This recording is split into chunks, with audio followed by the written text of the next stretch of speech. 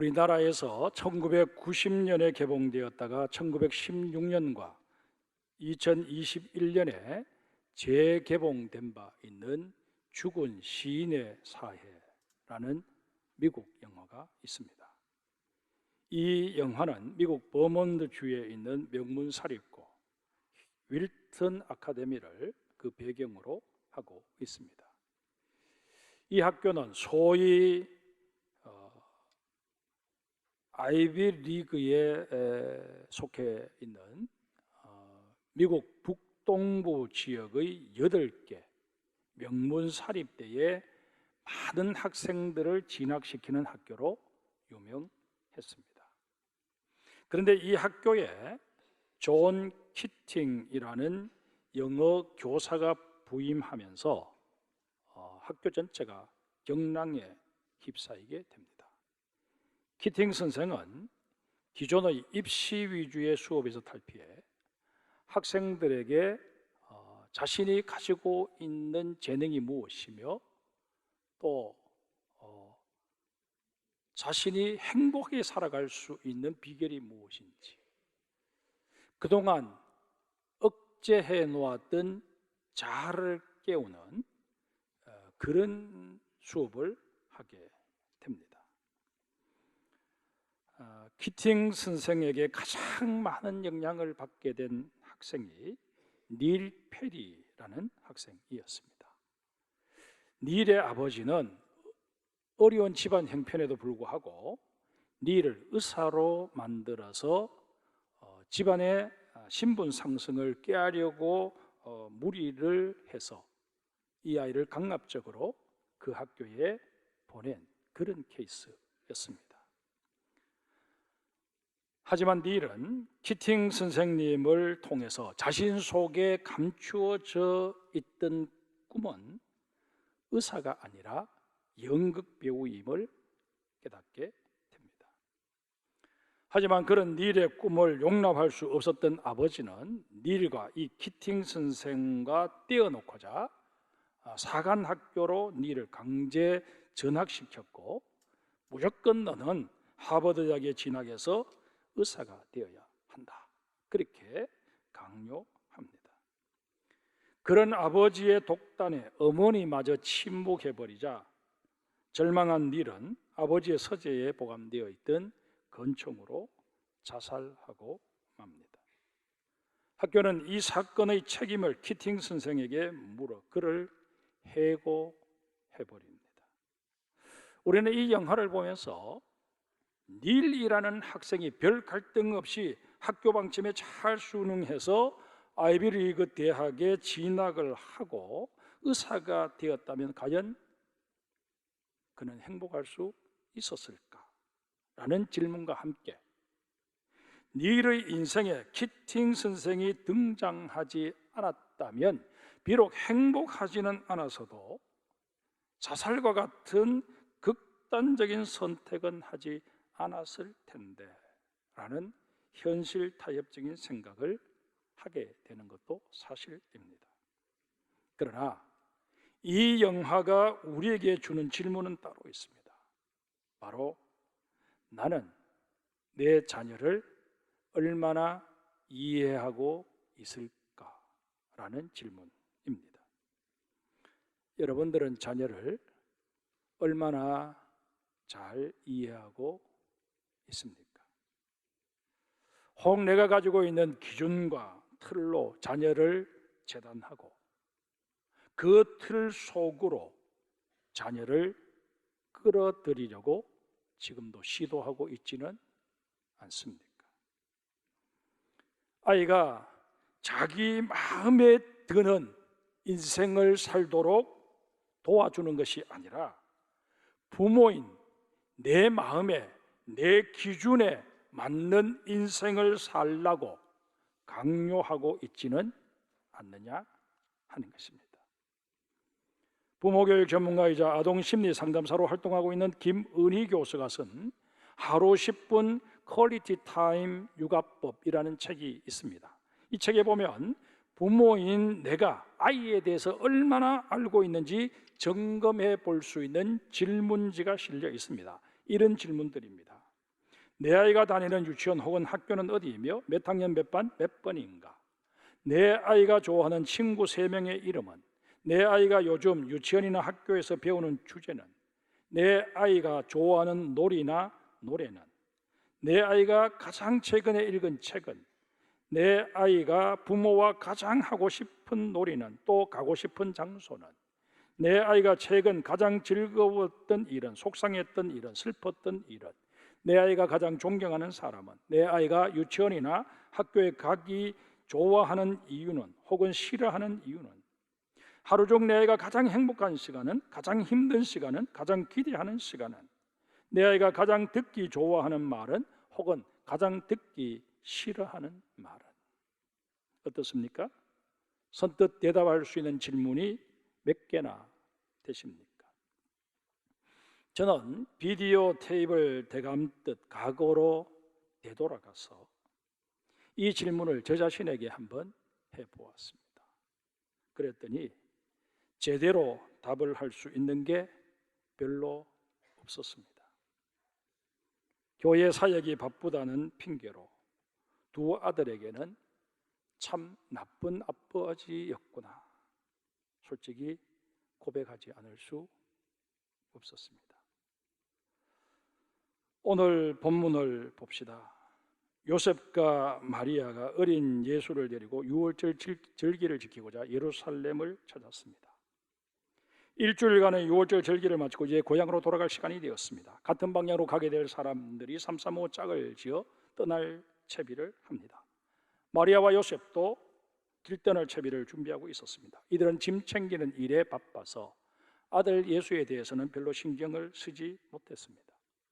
아마도 요셉과 마리아는 다른 아이들보다 우리 아이는 더 총명하니 어련히 따라서 오겠지라고 생각했던 것 같습니다. 아들 예수가 보이지 않아도 또래 아이들과 함께 어딘가에 섞여 따라오고 있겠지 생각했습니다. 그런데 하루 길을 다 가서 수경지에 도착해 보니 아들 예수가 보이질 않는 것입니다. 친척이나 이웃들에게 물어보아도 아들 예수를 보았다는 사람이 없습니다. 당황한 마리아와 요셉은 부랴부랴 아이를 찾아 났습니다. 여러분, 자녀와의 관계에서 문제가 터지고 나서야 허둥대며 수습에 나서는 마리아와 요셉의 모습이 과연 누구의 모습일까요? 우리도 이런저런 이유로 자녀의 문제에 소홀할 때가 얼마나 많은지 모릅니다. 아이가 평소 부모 앞에서 잘하니, 이제까지 별 문제 없이 자라고 있는 것 같으니 언제나 그러려니 믿어버립니다. 우리 아이는 부모의 기대와 바람대로 당연히 잘 자라 주리라 확신하는 것입니다. 그런데 여러분, 이 믿음이 자칫 우리 아이들에게는 무관심으로 방임으로 받아들여지면서 고삐 풀린 망아지처럼 살게 되는 요인이 될 수도 있다는 것을 아셔야 할 것입니다. 우리는 우리 자녀들이 친구만 잘 사귀면 별 문제 없이 자랄 수 있을 것이다 생각합니다. 좋은 책만 많이 읽게 해주면 그 인품이 훌륭하게 다듬어질 수 있을 것이라 기대합니다. 심지어 소문난 학교, 소문난 학원에 보내기만 하면 자녀들의 앞날이 환하게 열릴 것으로 착각하기도 합니다. 그런데 여러분, 이런 것들은 비그리스도인들도 다 생각하는 것이고 시도하는 일 아닙니까? 굳이 내가 그리스도인이 아니어도 얼마든지 택할 수 있는 방법이라는 것입니다. 한번 생각해 봅시다. 우리 자녀들에게 이런 것들만 계속 제공해 주면서 나는 그리스도인 부모로서 내 할 일을 다 했다, 그렇게 생각한다면 우리 자녀들은 필경 세상의 것들 소중하게 여기고 거기에 모든 가치를 둔 아이로 성장할 수밖에 없을 것입니다. 제공된 것들이 하나같이 다 세상 지향적인 것들인데 우리의 자녀들이 무슨 재주로 영적인 것에 의미를 부여하며 신앙의 계승자로 성장할 수 있겠습니까? 우리 본문으로 돌아가 봅시다. 마리아와 요셉이 아들 예수를 찾게 된 곳이 어디입니까? 성전이었습니다. 아이를 찾게 되자 마리아가 안도의 한숨을 내쉬며 나무라듯 말합니다. 아이야, 어찌하여 우리에게 이렇게 하였느냐? 보라, 내 아버지와 내가 근심하여 너를 찾았노라. 그러자 아들 예수가 뭐라고 대답합니까? 어찌하여 나를 찾으셨나이까? 내가 내 아버지 집에 있어야 될 줄을 알지 못하셨나이까? 마리아도 요셉도 아들 예수가 어떤 존재인지 제대로 알지 못했음을 확인할 수 있는 대목입니다. 네, 여러분, 이게 우리 부모들의 모습일 수 있다는 것입니다. 아이가 어떤 생각을 하고 있는지, 어떤 꿈을 꾸고 있는지, 어떤 재능을 갖추고 있는지, 하나님께서 그를 위해 어떤 계획을 세우고 계시는지 아예 모르는 정도가 아니라 관심조차 없는 경우가 허다합니다. 적지 않은 부모들이 자녀를 자기가 못다 이룬 꿈을 이루어줄 대리자로 여겨 자기 생각, 자기 꿈을 강요합니다. 그러면서 하는 말이 무엇입니까? 다 너 잘 때라고 하는 말 아니냐라는 것입니다. 우리 분명히 짚고 넘어갑시다. 자녀는 나의 자녀이기 이전에 하나님의 자녀입니다. 그러기에 부모인 내가 원하는 장소가 아니라 하나님께서 원하시는 자리에 우리 자녀들을 세울 수 있어야 합니다. 하나님이 원하시는 자리가 어디일까요? 은혜의 자리입니다. 하나님께서 은혜 베푸시기에 합당한 자리에 우리 아이들이 서 있는 것을 하나님은 기대하신다는 것입니다. 인간의 비극은 서 있어야 할 자리를 잃어버린 데서 기인합니다.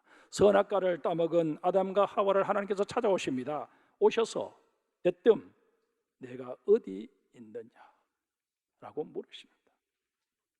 지금 서 있어야 할 자리, 하나님의 은혜를 받아 누릴 수 있는 자리에 정녕 너가 서 있느냐 물으신 것입니다. 하나님은 이 노기 어린 질문이 우리 자녀들에게 던져지지 않도록 부모된 우리가 영적인 수고를 감당해 달라고 지금 우리에게 요청하고 계십니다. 성도 여러분, 우리 자녀들이 하나님께서 원하시는 은혜의 자리에 머물도록 하려면 구체적으로 부모된 우리는 무엇을 어떻게 해야 할까요? 에베소서 6장 4절에 보면 또 아비들아 너희 자녀를 노엽게 하지 말고 오직 주의 교훈과 훈계로 양육하라 말씀하십니다. 여기서 교훈에 해당하는 헬라가 파이데이아 있는데 책벌을 통해서라도 아이의 행동을 고쳐주는 것을 말합니다.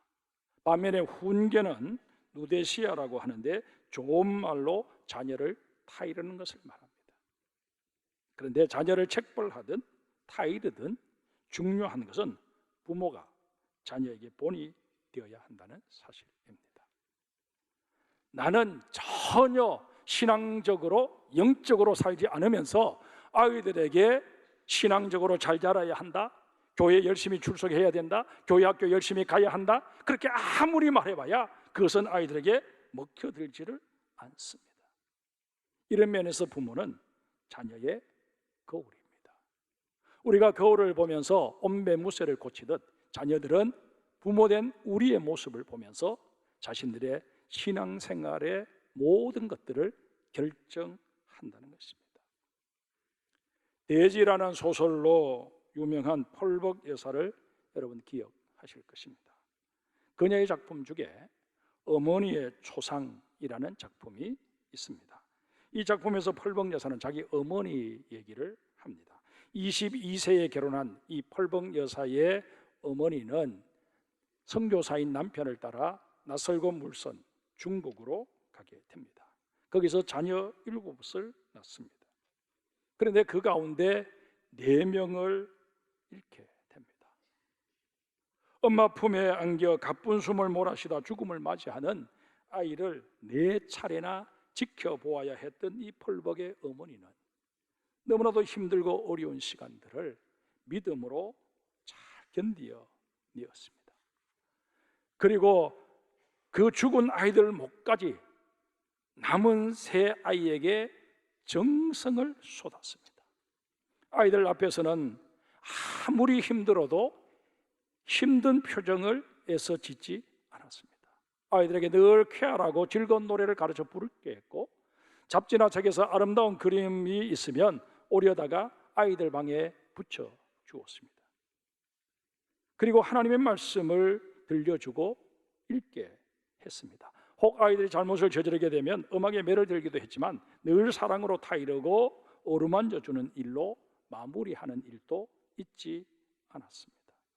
펄벅은 이런 어머니의 얼굴과 마음을 보면서 자신도 밝은 얼굴과 맑은 마음을 가질 수 있었노라 고백합니다. 여러분, 정말 하나님께서 우리에게 기대하시는 모습은 이런 것입니다.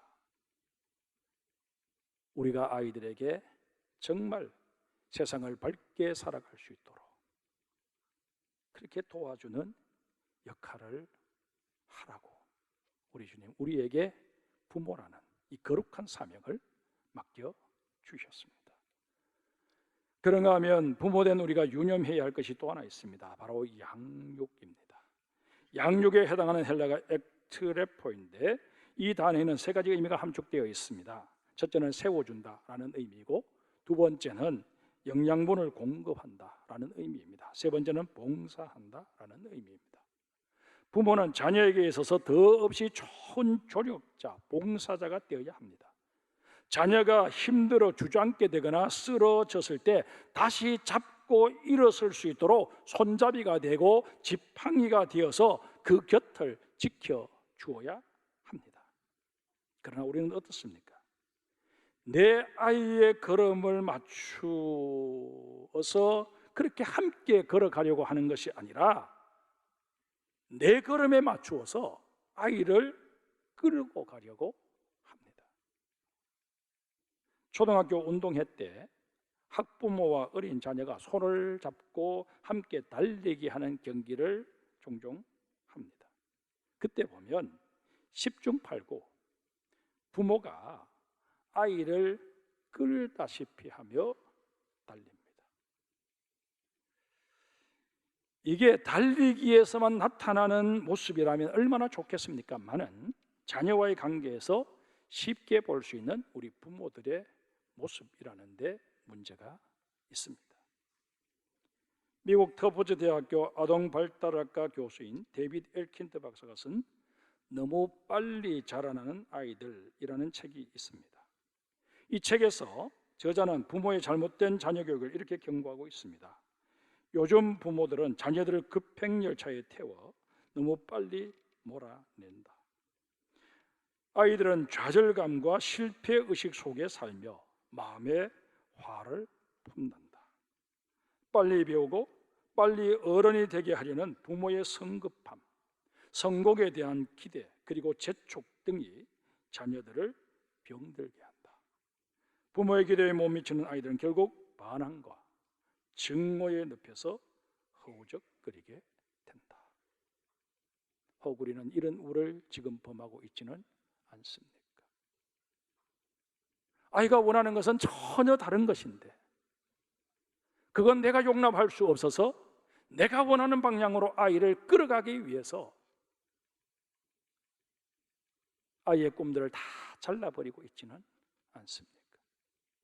또 하나님께서 아이에게 주신 능력은 이 정도인데 내가 기대하는 바는 훨씬 더 크기 때문에 아이를 계속해서 스트레스를 주며 몰아대고 있지는 않습니까? 부모의 기대에 부응하지 못하는 아이, 스스로 좌절감을 느껴버리거나 아니면 오늘 이 엘킨드 박사의 말처럼 부모에 대한 증오심을 키워가게 된다면 이보다 더 불행한 일이 어디에 있겠습니까? 분명 우리는 아이를 사랑해서 아이를 위해서 한 일이라고 그렇게 자신 있게 얘기하는데 정작 아이는 그것을 사랑으로 받아들인 것이 아니라 다 상처로 그렇게 받아들여 버린다면 정말 이보다 더 안타깝고 불행한 일, 어리석은 일이 어디에 있겠습니까? 한 젊은이가 위대한 스승을 만나기 위해 여행길에 올랐습니다. 세계 곳곳을 다 돌아다녔지만 그 어디에서도 자신의 마음에 쏙 드는 스승을 찾아내지를 못했습니다. 그러던 어느 날 지친 몸으로 나무 그늘에 앉아 쉬고 있는데 지나가던 노인이 말을 건네옵니다. 이복의 젊은이, 왜 그렇게 힘없이 앉아있나? 청년은 귀찮다는 듯 위대한 스승을 찾으려고 길을 떠났는데 찾지 못해서 이렇게 앉아있습니다 라고 대답을 했습니다. 그자 노인이 미소를 지으며 청년이 찾는 그 위대한 스승이 어디에 계신지 내가 가르쳐 줌세. 지금 곧장 집으로 돌아가게나. 신발도 신지 않고 뛰어나오는 그분이 바로 자네가 찾고 있는 위대한 스승이라네. 이 청년은 곧장 집으로 달려가 현관문을 열고 들어서는데 아니나 다를까 노인의 말대로 신발도 신지 않은 채 달려와 맞아주는 사람이 있었습니다. 바로 어머니였습니다. 스위스의 교육학자 존 프리드리 헤르바르트는 한 사람의 훌륭한 어머니는 100사람의 선생과 맞먹는다라고 말합니다. 우리가 정말 아이에게 있어서 100명의 선생과 맞먹을 수 있는 부모가 되려면 반드시 해야 할 일이 있습니다. 바로 우리 자녀들을 하나님 앞에서 자라도록 돕는 일입니다. 이스라엘의 위대한 선지자 사무엘을 잘 아실 것입니다. 사무엘은 한나라는 여인이 낳은 늦둥이였습니다. 그러니 그 사랑이 어떠했겠습니까? 금지옥엽 그 자체였을 것입니다. 하지만 한나는 사무엘이 저절대기 무섭게 엘리 제사장에게로 데려옵니다. 하나님께서 주신 아들인 만큼 마땅히 하나님의 전에서 자라 하나님의 종이 되어야 한다라고 판단한 것입니다. 여러분, 내 자녀라고 해서 내가 끼고 사는 것이 최고의 사랑은 결코 아닙니다. 내 자녀가 코람되어 하나님 앞에서 살아갈 수 있도록 돕고 이끌어주는 것, 이것이 부모가 베풀 수 있는 최고의 사랑입니다. 사무엘상 2장 21절에 보면 아이 사무엘은 여호와 앞에서 자랐다라고 말씀하십니다. 이게 사무엘에 대한 한나의 사랑이었습니다. 한나는 아들 사무엘이 엄마 품에서 응석바지로 자라는 것보다 하나님의 전에서 하나님의 사람으로 자라야 한다고 판단했기에 마음이 많이 아프고 쓰렸지만 그렇게 한 것입니다. 사무엘은 이런 어머니의 마음을 알았기에 일평생 하나님을 의식하며 살았고 이스라엘의 위대한 지도자가 된 것입니다. 우리의 자녀들에게도 이런 믿음을 심어주어야 합니다. 하나님께서 언제나 내 곁에 계시고 나는 그 하나님 앞에 서 있다 하는 그 인식을 가지고 우리 자녀들이 살아갈 때 우리의 기대 이상으로 아름답게 복되게 하나님께서 은혜 베푸실 만하게 믿음의 그릇을 예비하며 살게 될 것입니다. 본문 52절을 우리 같이 읽겠습니다. 52절입니다. 예수는 지혜와 키가 자라가며 하나님과 사람에게 더욱 사랑스러워 가시더라. 우리 자녀들이 하나님의 뜻을 헤아리며 살면 하나님께서는 예수님에게 해주셨듯이 우리 아이들의 정신세계가 넓어지게 하십니다. 육신도 건강하게 자라게 하십니다. 영의 세계가 확장되게 하시고 대인관계도 원만하게 하십니다. 한마디로 온전한 인격체로 성장하게 하신다는 것입니다. 우리 자녀들을 이렇게 양육할 수 있도록 내게 지혜를 달라고 내게 능력을 달라고 우리 기도합시다.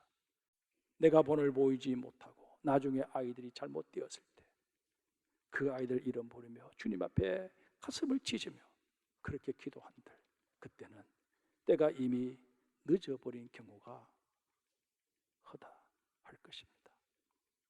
사랑하는 성도 여러분, 아직 아이들이 어리다면 정말 여러분 바로 이때가 내가 아이를 위해 믿음의 본을 보이며 믿음의 부모의 길을 걸어가야 할 때임을 깨달아 아시고 아이들이 다 장성했더라도 늦었다고 생각되는 그때가 가장 빠른 때라는 그런 인식을 가지고 지금부터라도 정말 하나님 앞에 바로 선 그런 그리스도인의 삶을 살아감으로 말미암아 아이들이 뒤늦게라도 신앙생활, 우리 아버지 보니, 우리 어머니 보니 저렇게 해야 하는구나, 내가 그동안 잘못 생각했구나 깨닫고 다시금 주님께로 돌아서는 그런 역사들이 여러분의 가정마다 일어날 수 있게 되기를 주님의 이름으로 축복합니다.